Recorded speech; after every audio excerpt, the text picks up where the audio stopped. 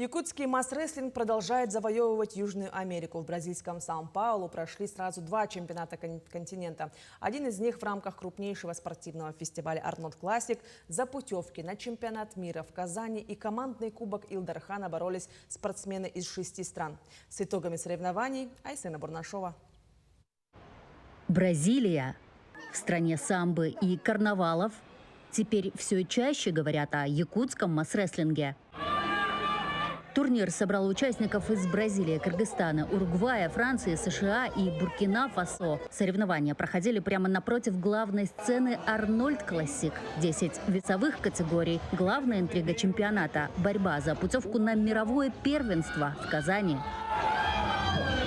В категории до 90 килограммов бразилец Эрик Кампус вырвал победу у опытного соперника Эвандру Памины. А затем дошел до финала абсолютной категории. Там его остановил только тяжеловес Эгон Энрике да Сильва, ставший абсолютным чемпионом Южной Америки. Желающих выехать в Россию на чемпионат мира, а также на командный кубок Илдархана в город Якутск было очень много. Поэтому борьба была бескомпромиссной, и в каждой весовой категории шла очень упорная борьба. Еще одну путевку в Россию завоевал президент Федерации масс-рестлинга Уругвая Висенте Соса Рейес. Именно он возглавит сборную Южной Америки на командном кубке в Якутске.